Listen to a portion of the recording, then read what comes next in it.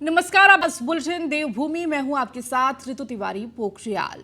Samajwadi party के नेता स्वामी प्रसाद मौर्य जब भी मुंह खोलते हैं कुछ ना कुछ उल्टा सीधा बयान दे देते हैं। बोलते यूं हैं जैसे कि ब्राह्मण का सारा ज्ञान इन्हीं के पास है, लेकिन जब बोलते हैं तो उल्टे अपने ही भत पिटवा लेते हैं।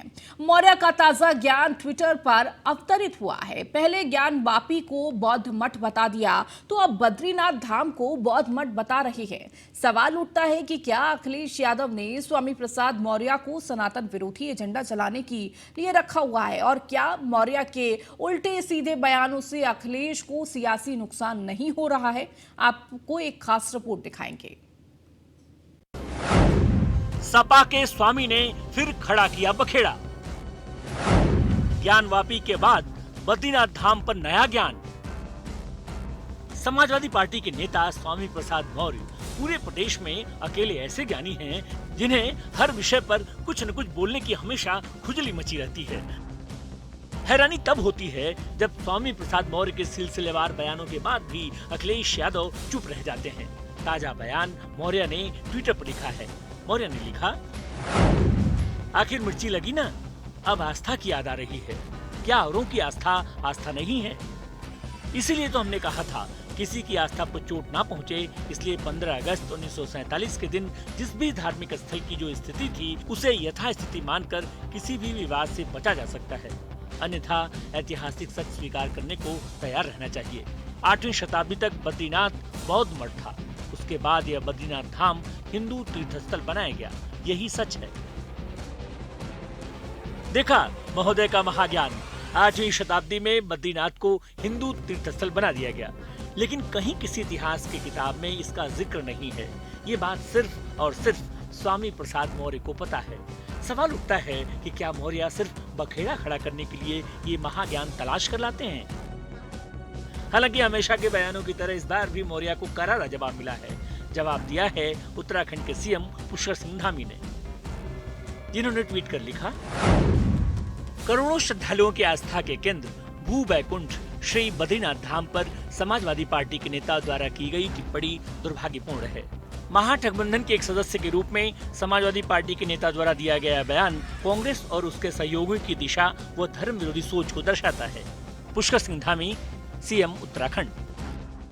स्वामी प्रसाद मौर्य जी ने दिया है, उन्हीं की पार्टी के जो सर्वोच्च नेता हैं श्री अखिलेश यादव जी, उनकी धर्मपत्नी डिम्पल यादव जी भी इसी प्रदेश से ताल्लुक़ रखती हैं। वो भली भांति यहाँ की संस्कृति से और बद्रीश धाम के जो महान परंपरा है, आस्था श्रद्धा जिस प्रकार से विश्व के लोगों की वहाँ पर है, उससे वो स्वयं परिचित है। मैं समझता हूँ कि डिम्पल यादव जी को भी इसका जवाब अवश्य स्वामी प्रसाद मौर्य जी को बताना चाहिए।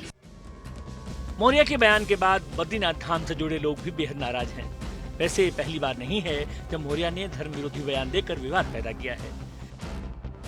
बीजेपी में रहकर मंत्री पद की मलाई खाने वाले मौर्य जब से समाजवादी हुए, न जाने क्यों अचानक धर्म विरोध को ही अपना एजेंडा बना लिया। सबसे पहले मौर्य ने रामचरितमानस पर सवाल उठाए।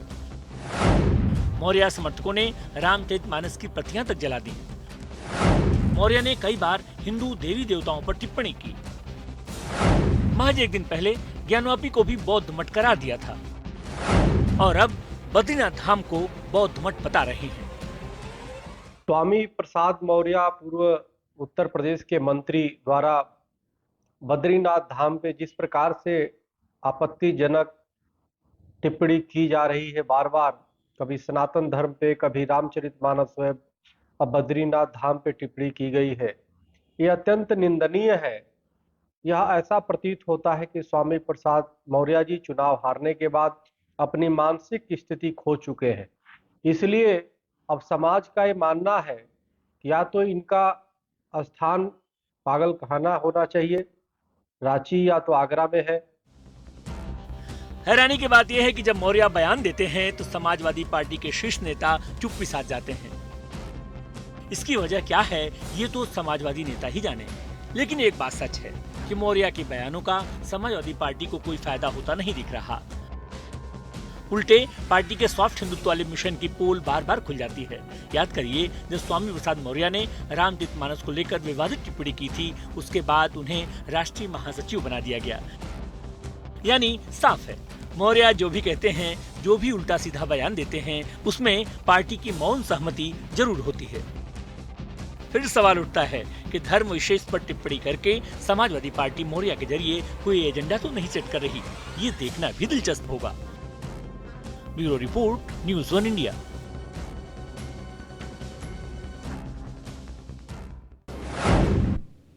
वहीं बद्रीनाथ मंदिर पर स्वामी प्रसाद मौर्य के बयान पर बद्री केदार मंदिर समिति के अध्यक्ष अजेंद्र अजय ने भी स्वामी प्रसाद मौर्य पर हमला बोला है। अजेंद्र अजय ने कहा है कि स्वामी का बयान उनके मानसिक दिवालियापन को बताता है। समाजवादी पार्टी के नेताओं की सोच से सिद्ध होता है कि वह हिंदू विरोधी है। सपा नेता की मानसिक दिवालियेपन का द्योतक है। आप जानते हैं कि आदिकाल से बद्रीनाथ जी बद्रिकाश्रम का हमारे शास्त्रों में, पुराणों में उसका उल्लेख मिलता है और उसकी मान्यता रही है। और जिस प्रकार से स्वामी प्रसाद मौर्य जी ने जो बयान दिया है वो स्पष्ट रूप से यह भी प्रदर्शित करता है कि इनकी जो नीति है वो हिंदू विरोधी रही है। और आप जानते ही हैं कि इनका जो चरित्र है वो हमेशा से हिंदुओं के जो मान बिंदु हैं, हिंदुओं की जो परंपराएं हैं, धार्मिक मान्यताएं हैं, संस्कृति है, उन पर कुठाराघात करने की, उन पर चोट पहुंचाने की। कैबिनेट मंत्री सतपाल महाराज ने भी स्वामी प्रसाद मौर्य को इतिहास याद दिलाते हुए कहा कि बद्रीनाथ धाम तब से अस्तित्व में है जब बौद्ध धर्म था भी नहीं, तो यह कभी भी मठ हो ही नहीं सकता। महाराज ने स्वामी प्रसाद मौर्य पर निशाना साधते हुए कहा कि वह यह सिर्फ पब्लिसिटी के लिए कर रहे हैं। ये विनम्र आग्रह करना चाहता हूं कि बद्रीनाथ धाम सनातन संस्कृति का बहुत पुरातन मंदिर है, बहुत ही प्राचीन मंदिर है। और ये उस समय का मंदिर है जब बौद्ध धर्म नहीं था, महात्मा बुद्ध पैदा नहीं हुए थे, तो सतयुग कालीन ये मंदिर माना जाता है। तो ये बौद्ध मठ हो ही नहीं सकता है क्योंकि उससे पहले का ये था। हाँ, ये ज़रूर है कि यहाँ पर आक्रमण होते रहे और आक्रमण के कारण कई हमारे उत्तराखंड के मंदिरों में बौद्ध की मूर्ति रखी गई, पर हमारे ये धाम जो हैं सनातन धाम हैं, उस समय बौद्ध धर्म नहीं। वहीं तीरथ सिंह रावत ने न्यूज़ 1 इंडिया से खास बातचीत की है। पौड़ी गढ़वाल से बीजेपी सांसद हैं तीरथ सिंह रावत। तीरथ सिंह रावत ने साधा स्वामी प्रसाद मौर्य पर निशाना। तीरथ सिंह रावत बोले कि दिशाहीन हो गए हैं स्वामी प्रसाद मौर्य। भगवान स्वामी प्रसाद मौर्य को सद्बुद्धि दे। बद्रीनाथ धाम पर सवाल उठाना हिंदुओं का अपमान है। मेरे साथ बातचीत करने के लिए उत्तराखंड के पूर्व मुख्यमंत्री और वर्तमान में बीजेपी सांसद तीरथ सिंह रावत जी हैं। सर, स्वामी प्रसाद मौर्य अक्सर विवादित बयान देते रहते हैं। एक बार फिर उन्होंने कहा कि जो बद्रीनाथ धाम है वो पहले बौद्ध धाम था और लगातार वो कहीं ना कहीं हिंदू मंदिरों पर प्रश्न चिन्ह खड़े कर रहे हैं। देखिए, स्वामी प्रसाद मौर्य जी भटक गए हैं, दिशाहीन हो गए हैं और कभी वो राम पे, कभी वो अयोध्या पे, कभी किसी उस पे, और आज बद्रीनाथ पे भी कह रहे हैं तो दुर्भाग्यपूर्ण है। और मेरी उनको एक ही सलाह है कि भगवान उनको सद्बुद्धि दे और वो सही सतमार्ग पर चलने का काम करें। और मुझे लगता है कि जल्दी ये ईश्वर उनको सद्बुद्धि देगा। तो ऐसा अनाप शनाप बयान देना और जो कि हमारे समाज के लिए है, और ये उपासना केंद्र हैं, ये धार्मिक स्थल हैं, इन पे जो बरसों से ऋषि मुनियों के समय से ये जो स्थापित किए गए हैं और इन पे इस प्रकार कहना तो दुर्भाग्यपूर्ण। आपको लगता है कि इस बयान के लिए स्वामी प्रसाद मौर्य को माफ़ी मांगनी चाहिए? निश्चित है, माफ़ी क्या मांगनी, इसी बयान के न जाने कितने, मैंने कहा ना कि उन्होंने इस प्रकार के बयान दिए हैं। और मैं कह सकता हूँ कि अब उनका दिमाग जो है अब पूरी तरह इससे अलग हट करके जो कह रहे हैं तो ठीक नहीं है, दिशाहीन है। धन्यवाद सर हमारे साथ बातचीत करने के लिए। वीडियो राज के साथ पीयूष तिवारी, नई दिल्ली। मुख्यमंत्री पुष्कर सिंह धामी ने शुक्रवार को प्रदेश भर के 10वीं और 12वीं के 100 टॉपर छात्र छात्राओं को लैपटॉप, मेडल और सर्टिफिकेट देकर सम्मानित किया है। इस दौरान शिक्षा मंत्री धन सिंह रावत और शिक्षा महानिदेशक बंशीधर तिवारी भी मौजूद रहे। सीएम धामी ने सभी छात्र छात्राओं को शुभकामनाएं देते हुए उनके उज्जवल भविष्य की कामना की। वहीं शिक्षा मंत्री धन सिंह रावत ने कहा कि सरकार ने उत्तराखंड के 100 टॉपरों को सम्मानित किया और बीती रात सभी के साथ डिनर भी किया। हमारे हाई स्कूल और इंटर के पूरे प्रदेश के 100 टॉपर बच्चे और इन सभी मेधावी बच्चों का कल भी हम लोगों ने सम्मान किया था। आज यहाँ पर सम्मान हुआ है।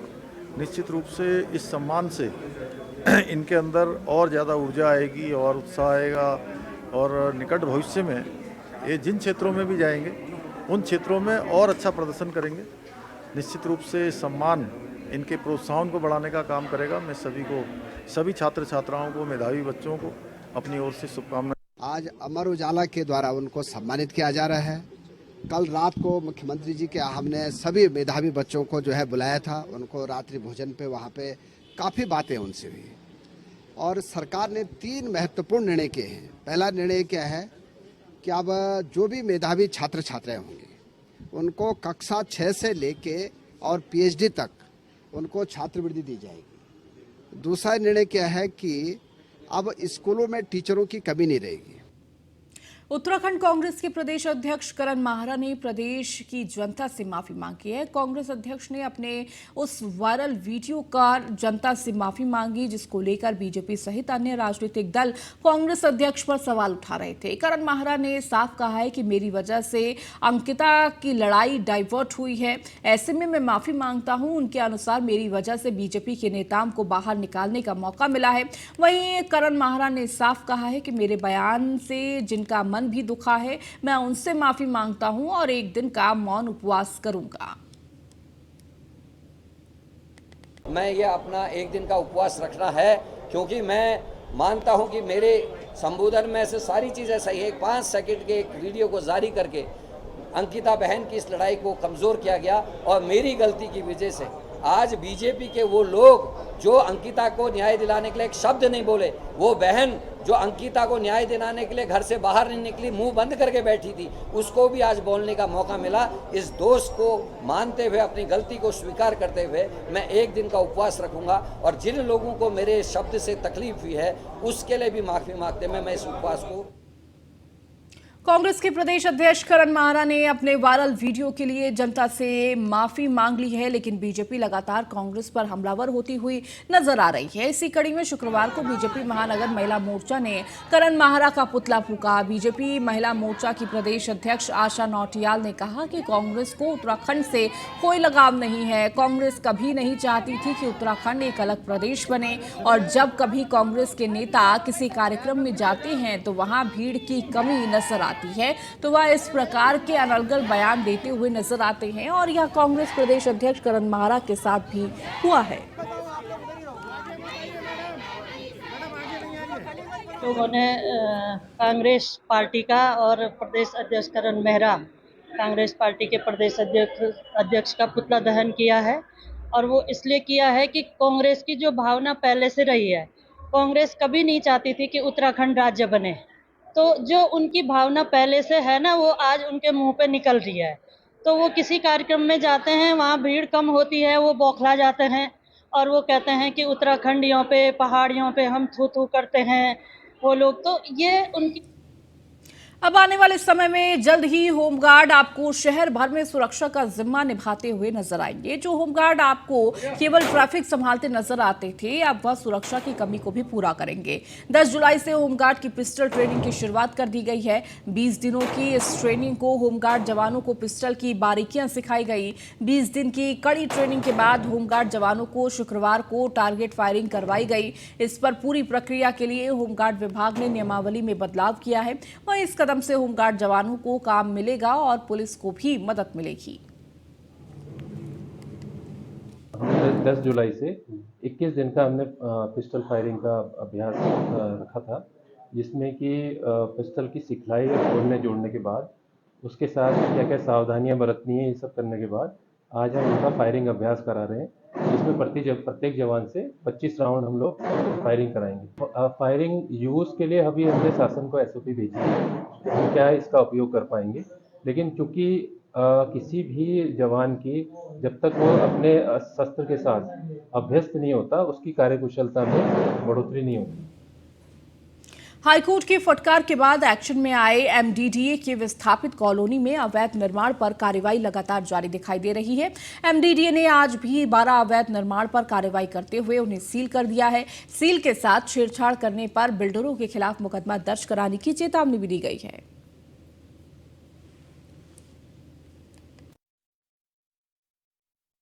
आज जो अभी हाईकोर्ट के आदेश की सीलिंग चल रही है, ये आज जो है 12 केसेस है, इनको सील किया है ना। उसके बाद फिर अगले सप्ताह हम आगे की सील करेंगे। कुल 64% निर्माण हमें बताया। अच्छा, टोटल 26 निर्माण सील जाएंगे आज लगभग। आज जाएंगे, उसमें मैं 8 किए थे, आज 12 है। उससे पहले जो हैं वो मिला के हो जाएंगे। सर, जो ग्राउंड प्लस 1 बने वो भी सील हो रहे हैं या फिर वो सब बहुमंजिला सील हो रहे हैं? नहीं, इसमें 55 में पहले वो हो चुका है। देहरादून के पटेल नगर स्थित एक कॉलेज से दोस्त के साथ घर लौट रहे युवक पर कुछ युवकों ने धारदार हथियार से हमला कर दिया। हमलावरों की संख्या 15 से 20 बताई जा रही है। हमले में युवक गंभीर रूप से घायल हो गया है, उसके सिर पर गहरी चोटें आई हैं। युवक को श्री महंता इंद्रेश अस्पताल में भर्ती कराया गया है। आरोप है कि कॉलेज के गेट के पास से समुदाय विशेष के 15 से 20 युवकों ने उसके दोस्त को धक्का देकर गिरा दिया और अमन पर धारदार हथियारों से हमला कर दिया और फरार हो गए। दोस्त ने स्थानीय लोगों की मदद से उसे श्री महंत इंद्रेश अस्पताल में भर्ती कराया, जहां उसकी हालत गंभीर बनी हुई है। वहीं मामले की जानकारी लगने पर हिंदू विहीन समेत हिंदू संगठनों के लोग बड़ी संख्या में अस्पताल पहुंच गए और हंगामा शुरू कर आरोपियों की गिरफ्तारी की मांग की। वहीं पुलिस ने कुछ हमलावरों को हिरासत में लिया है, जिनसे पूछताछ की जा रही है। मुकदमा दर्ज हो गया है।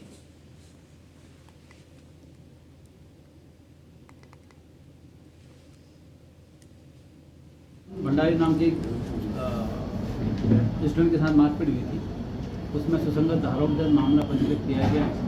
उसमें धरपकड़ हम लोग कर रहे हैं और कुछ लोगों का नेम एफआईआर भी है, कुछ बनाम अज्ञात भी करके लिखा गया है। उसमें से जिन्होंने भी मारपीट किया है सबकी अरेस्टिंग होगी, सबके खिलाफ कठोर कार्रवाई की जाएगी। और मैं आगाह करना चाहता हूँ, इस तरह का दुस्साहस जो करेगा उनके साथ हम लोग सख्ती से निपटेंगे और बहुत कठोर कार्रवाई करेंगे। फर्जी वेबसाइट पर कमरे बुक कर लोगों से ऑनलाइन ठगी करने वाले एक शातिर साइबर ठग को लक्ष्मण झूला पुलिस और सीआईयू की टीम ने दिल्ली से गिरफ्तार किया है। आरोपी के कब्जे से पुलिस ने अलग अलग बैंकों के 4 एटीएम और एक मोबाइल और 55,000 रुपए नकद भी बरामद किए हैं। पुलिस ने पूछताछ के बाद आरोपी के 15 खाते फ्रीज कर दिए गए हैं, जबकि 3 फर्जी वेबसाइट और 5 फ्रॉड मोबाइल नंबर को ब्लॉक कर दिया गया है। एसएसपी श्वेता चौबे ने इस सफलता से खुश होकर पुलिस टीम को 10,000 का इनाम भी दिया है। एसएसपी श्वेता चौबे ने बताया कि मामले में एक अज्ञात आरोपी के शामिल होने की जानकारी मिली थी, जिनकी पहचान कर गिरफ्तार के प्रयास पुलिस ने तेज कर दिए।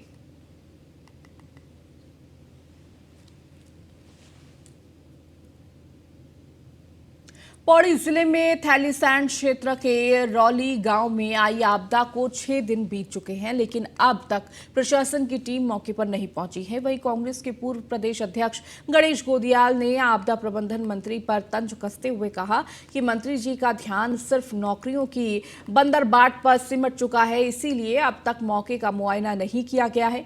गणेश गोदियाल ने कहा है कि मंत्री को उन लोगों की सुध लेनी नहीं चाहिए जिन्होंने उन्हें विधानसभा तक पहुंचाया है। गणेश गोदियाल ने कहा कि अब तक उप जिलाधिकारी ने भी मौके का मुआयना नहीं किया, तो बड़े अफसर कहां के क्षेत्र की सुध लेंगे।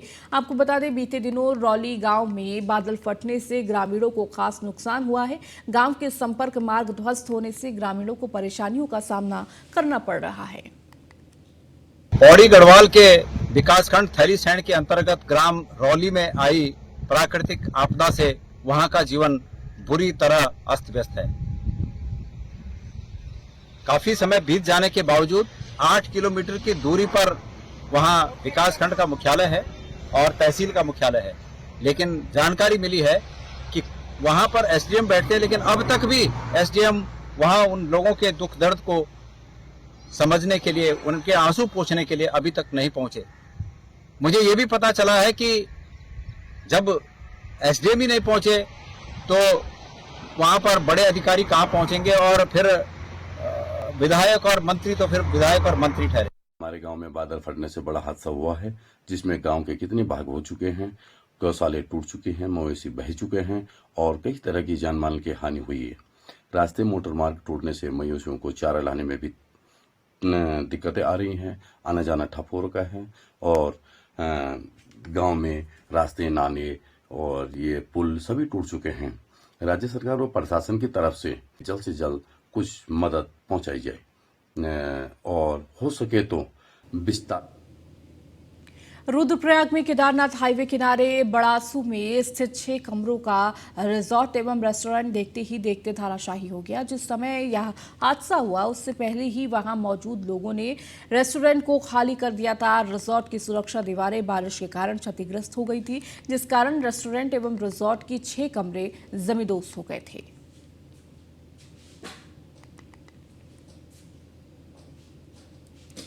कैबिनेट मंत्री सौरभ बहुगुणा ने लक्सर के बाढ़ग्रस्त कृषि और ग्रामीण क्षेत्र का निरीक्षण किया। इस दौरान उन्होंने कहा कि हरिद्वार जनपद क्षेत्र में इस तरह की आपदा का आना बेहद दुखद है और प्रदेश के मुख्यमंत्री सहित कई कैबिनेट मंत्री भी प्रभावित क्षेत्र का स्थलीय दौरा कर चुके हैं और उनके द्वारा भी आज मौके पर निरीक्षण के जरिए नुकसान का जायजा लिया जा रहा है, जिसके बाद नुकसान के मुआवजे को लेकर उचित आकलन करते हुए अग्रिम कार्रवाई की जाएगी।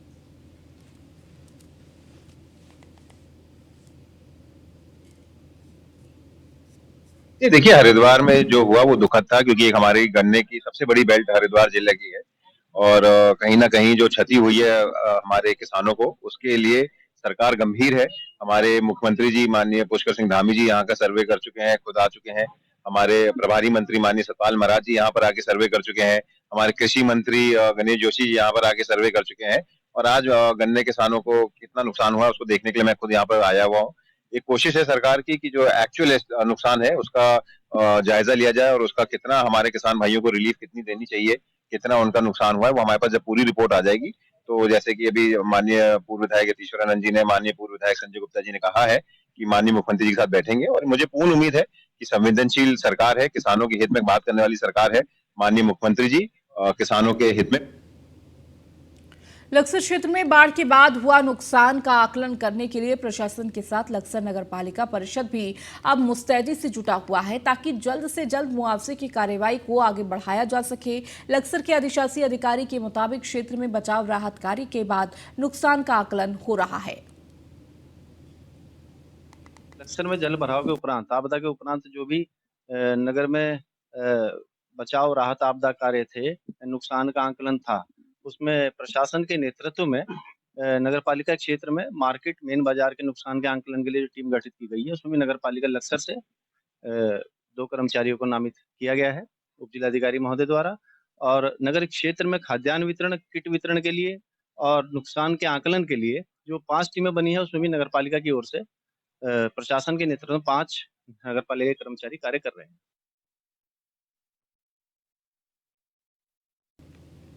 उत्तराखंड हाईकोर्ट ने हरिद्वार जिले में सरकार द्वारा स्लॉटर हाउस को संपूर्ण रूप से बंद करने के खिलाफ दायर जनहित याचिका पर सुनवाई की। मामले को सुनने के बाद मुख्य न्यायाधीश विपिन सांघी और न्यायमूर्ति राकेश थपलियाल की खंडपीठ ने हरिद्वार में स्लॉटर हाउस पर लगी रोक को जारी रखा। अब मामले की अगली सुनवाई के लिए 28 नवंबर की तिथि निर्धारित की गई है। कोर्ट में सुनवाई के दौरान याचिकाकर्ता की तरफ से कहा गया कि इस मामले में शीघ्र सुनवाई की जाए क्योंकि सरकार पूरे हरिद्वार जिले में स्लॉटर हाउस पर रोक नहीं लगा सकती। राज्य सरकार की तरफ से कहा गया है कि सरकार ने केवल स्लॉटर हाउस पर रोक लगा रखी है, खाने पर नहीं। मामले के अनुसार सरकार ने 3 मार्च 2021 में आदेश जारी कर हरिद्वार जिले में स्लॉटर हाउस पूर्ण रूप से बंद कर दिए थे, जबकि पहले धार्मिक स्थलों तक ही यह आदेश लागू था, जिसके खिलाफ मंगलौर निवासी इफ्तिकार व अन्य ने जनहित याचिका दायर की थी। याचिका में कहा गया कि सरकार धार्मिक क्षेत्रों में मांस की बिक्री प्रतिबंधित कर सकती है, लेकिन पूरे जिले में बंद नहीं कर सकती क्योंकि यह उनका संवैधानिक अधिकार है। सरकार का यह आदेश अल्पसंख्यकों के साथ भेदभाव करने वाला है। याचिका में यह भी कहा गया है कि मंगलौर और रुड़की में 87% मुस्लिम समुदाय के लोग रहते हैं। जो याचिकाकर्ता हैं वो इस बात को लेके आए हाईकोर्ट के सामने, उनके 2 कथन मुख्य हैं। नंबर 1 कि जो हरिद्वार की नॉन वेजिटेरियन पॉपुलेशन है, जिसमें मुस्लिम पॉपुलेशन भी, हरिद्वार के बहुत सारे तहसील ऐसी हैं जिनकी मुस्लिम पॉपुलेशन 75% से ज़्यादा है और नॉन वेजिटेरियन खाने वाले लोग हिंदू मुसलमान दोनों हैं। ऐसा नहीं है कि हिंदू या दूसरे धर्म को फॉलो करते हैं, क्रिश्चियंस या वो लोग नॉन वेजिटेरियन नहीं खाते, ऐसा नहीं है। तो हमारी याचिका ये थी कि आप इस आदेश के द्वारा हरिद्वार की नॉन वेजिटेरियन पॉपुलेशन को नॉन वेजिटेरियन खाने से पूरी तरह प्रतिबंधित कर। चलिए इस बुलेटिन में फिलहाल इतना ही। बने रहिए न्यूज़ 1 इंडिया के साथ।